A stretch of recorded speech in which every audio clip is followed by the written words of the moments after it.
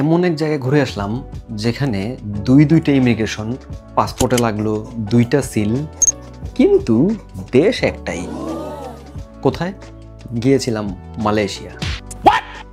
Wait wait, আগে পুরো স্টোরিটা শুনেন। কাহিনী হচ্ছে যে মালয়েশিয়া তো সবাই চিনেন, কিন্তু সাবা আইল্যান্ডের নাম কয়জন শুনেছেন? সাবা আইল্যান্ড মূলত মালয়েশিয়ারই আরেকটা অংশ, কিন্তু তাদের আছে নিজস্ব ইমিগ্রেশন সিস্টেম।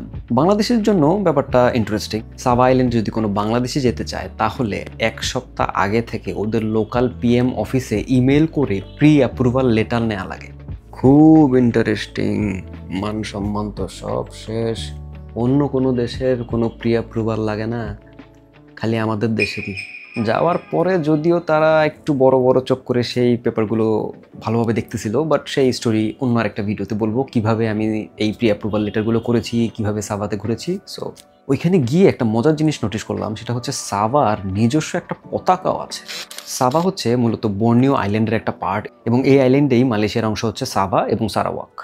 বর্নিও আইল্যান্ড বেশ অনেক কিছু কারণে বিখ্যাত। এখানে পাওয়া যায় বর্নিওর দুর্লভ এক প্রজাতির ওরাং ওটান, যেটাকে বর্নিও ওরাং ওটান বলা হয়। এই আইল্যান্ডে আরও পাওয়া যায় বিশ্বের সবচেয়ে বড় যে ফুল র্যাফলেশিয়া, সেটা। আর তো আছে এই কয়েক মিলিয়ন বছর পুরনো রেইন ফরেস্ট এবং আরও অনেক কিছু।